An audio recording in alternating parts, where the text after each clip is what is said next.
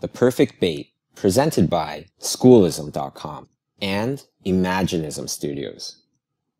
Consider squirrels. Squirrels have not changed in thousands of years. If we compare squirrels today to squirrels in our ancestors' times, or to squirrels of the future in the era of our grandchildren's grandchildren, they will generally be the same looking squirrels. Nothing has changed or will have changed. Squirrels of the future will still live in trees, still eat the same types of nuts and seeds, and have many of the same behaviors. If we consider people or society, on the other hand, and compare our society now with society 50 or 20 or even 10 years ago, we will see that life as we know it has changed quite dramatically. Buildings today look different. People look different. It's not like humans have grown a third eye, but our clothes, hair, or makeup have changed noticeably. The ways in which we do things are different. We have become more open-minded, less ignorant. We're smarter and more efficient. Everything is evolving.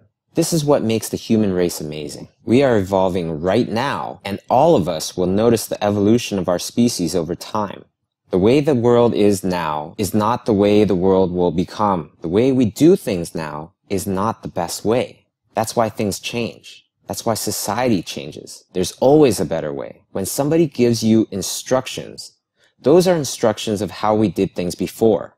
However, if we are to contribute to our own evolution, we need to start thinking about why we do things the way we do and ask ourselves, is there a better way?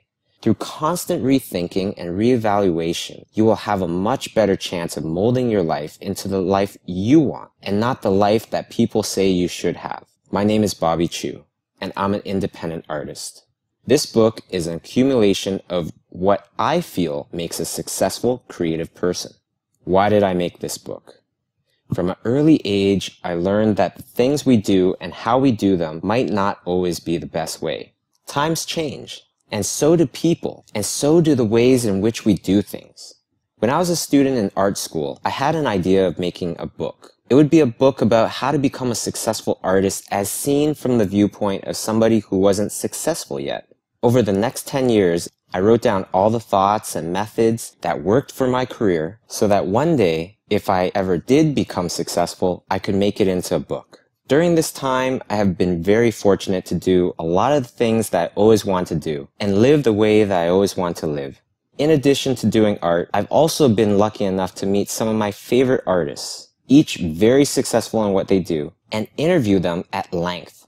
In learning their stories, I felt that it was time to put this book together. This isn't the only way to create success as a creative person, but it's my way. And hopefully by telling you, you will find that this way works, or that you find an even better way. Whatever the case, I hope this affects you in a positive manner. As I wrote this book, and as time passed, and the world started to change, so did my perceptions. And everybody that I met, everybody that I interviewed, all these successful people adjusted my thinking as well. I have the honor of calling many of them my friends. Many of them I only met face to face for the very first time recently. Either way, I made it my mission to learn about their inspiring stories and how they became successful. On top of that, how did I become successful? What were my philosophies? Doing art is like fishing, where the artist is the fisherman or woman, and the client and the customers are the fish. Part of becoming successful in today's interconnected world is the ability to get the attention of the right kinds of people, essentially making the perfect bait, art, to attract the right kind of fish. Much of this comes from the ability to look at things from various points of view, to understand the perspective of the fish, your client or customer or collector, and the perspective of the fisherman. The ability to see things from multiple points of view will give you more than a better understanding of how to make a better lure and attract bigger fish. It will help you make better decisions in general. How do different people do it? What do you think is the right way?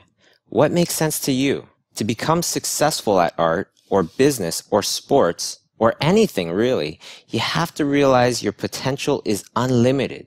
In fact, whether you realize it or not, the idea of potential, what we imagine the world around us can offer and what it could be, is at the heart of why many of us became artists in the first place.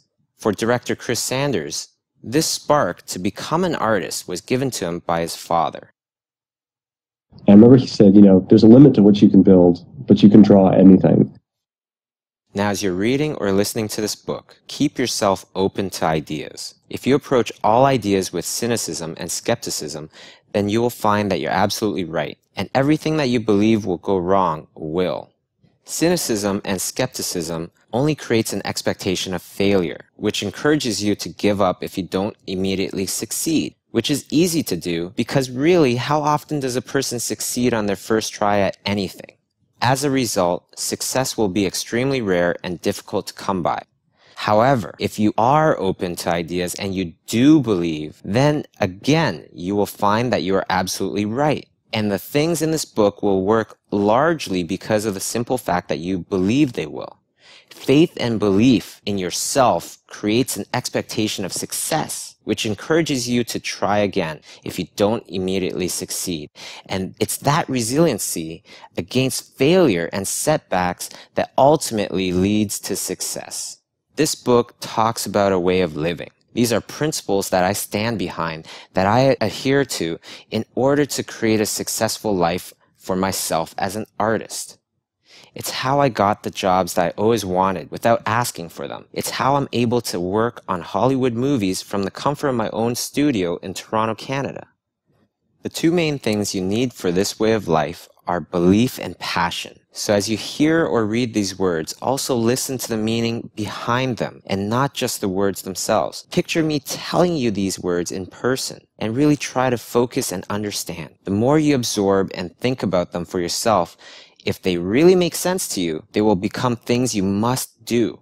This book is not just a book that you read. It's something that you prepare for mentally. As you read this book, teach others what you've learned. Teaching is a part of learning. Through teaching once, you learn twice. As my career as an artist grew, and as I watched the careers of other artists blossom, I started to write down my thoughts and philosophies that ultimately led to a successful me. The many well-known artists that I've met and talked to, how did they become successful? I found out and wrote those down as well. I collected all of my research and notes over the last 10 plus years and divided the ingredients necessary for success as an artist into 5 major components. Each component is as important as the other to create a successful, creative artist that is in demand. In the following episodes, I will go over each part and show you how I obtained these ingredients of success. I picture it as if I was talking to myself as a fresh art school graduate and giving the younger me the master plan to becoming successful. The 5 steps are, number 1, increasing your skills.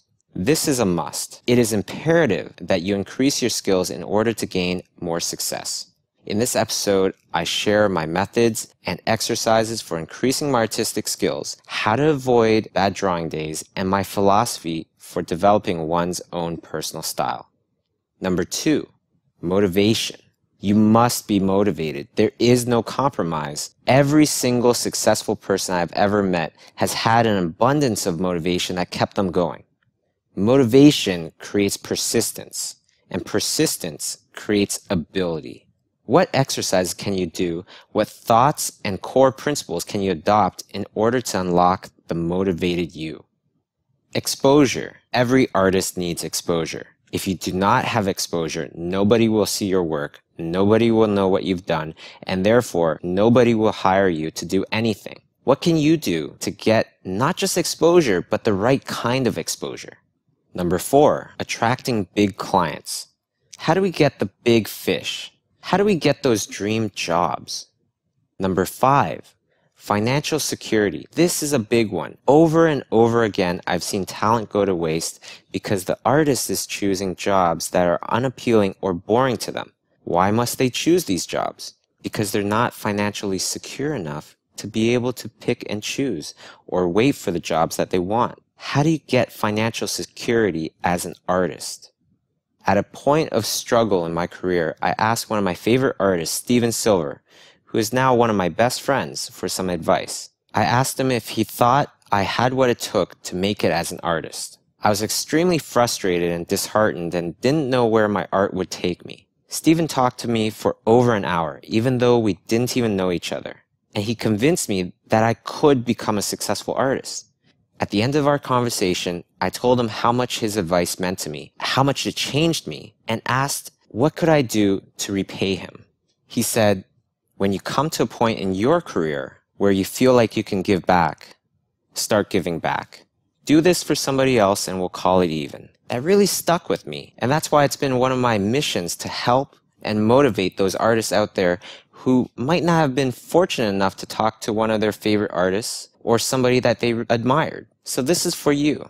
And if my advice works for you, if it helps you even a little bit, I ask that you help somebody else as well. You must pass on the gift of belief and passion, because these are the batteries that run everything else.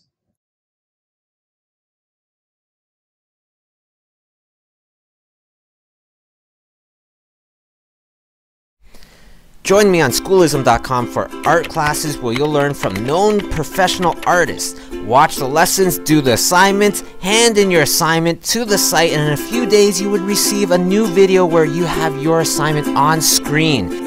Your teacher would then paint and draw on top of your assignment, designing their teaching towards your specific skill level. You can watch the videos on your own time. You can do the assignments on your own time. You have a due date. That's it. You have access to the videos 24/7, and the best thing of all is that you can ask the teacher any questions that you want.